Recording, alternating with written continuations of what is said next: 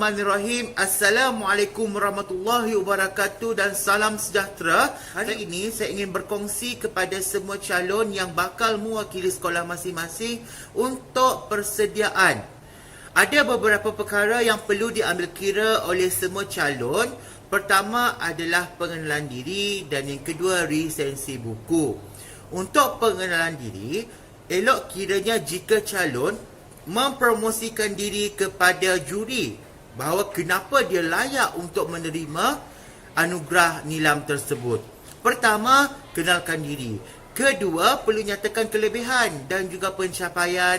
Dan yang ketiga, apakah bakat-bakat istimewa yang boleh kita ketengahkan. Dan yang paling penting, kita perlu tunjukkan minat kita dan kita layak bahawa kita merupakan calon nilam untuk kategori tersebut. Contoh pengenalan diri yang baik ataupun memberi satu tanggapan yang positif kepada juri. Nama saya Zaidi. Saya digelar ulat buku di sekolah saya kerana saya sentiasa membawa buku ke sana, ke sini, ke sana, ke sini.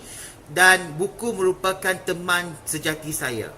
Dan tambahan lagi, saya mempunyai koleksi lebih daripada 500 buah buku. Dan bapa saya telah menyediakan satu ruang khas untuk saya jadikan sebagai mini perpustakaan di rumah saya. Melalui pengalaman saya, kalau boleh, semua calon nilam itu mengelakkan untuk memperkenalkan diri sebegini ya. Nama saya Zaidi, saya berumur 11 tahun dan saya bersekolah di SK Kidurong. Itu merupakan pengenalan yang lemah. Kita nak berikan satu impak dalam pengenalan diri dan kelainan supaya kita dapat membezakan kelebihan kita berbanding dengan calon-calon yang lain. Itu sangat penting untuk semua persediaan calon ketika memperkenalkan diri. Lagi elok kalau kita kaitkan dengan nama kita itu dengan seseorang ke, contohnya nama saya Muhyiddin, tetapi saya bukan Perdana Menteri iaitu Muhyiddin Yassin. Saya Muhyiddin yang merupakan pelajar sekolah SK Kidurong. Begitu, kita cuba kaitkan dengan isu ataupun apa yang kita baca itu ke dalam pengenalan diri kita. Itu lebih elok dan dapat membezakan keunikan yang ada ketika kita memperkenalkan diri berbanding dengan calon-calon yang lain. Seterusnya, untuk resensi buku. Untuk pemilihan buku, seeloknya buku yang telah dibaca oleh calon ataupun buku yang digemari untuk diresensikan. Calon mestilah membuat pengenalan tentang buku, contohnya judul buku, siapa penulis dan siapa penerbitnya.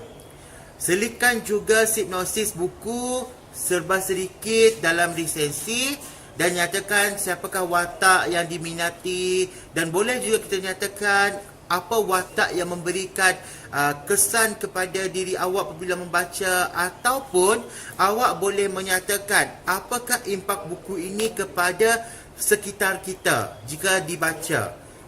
Resensi ini terpulang kepada kita yang penting berdasarkan buku ini.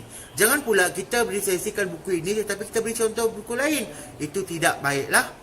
Jadi kita nyatakan buku ini telah memberikan satu gambaran kepada saya sebagai seorang pelajar bahawa pertama, kedua dan ketiga. Nyatakan juga ataupun kita kaitkan buku ini sebenarnya jika dibaca mampu membuka minda ataupun memberi kelebihan kepada masyarakat kaum Melayu di negara ini.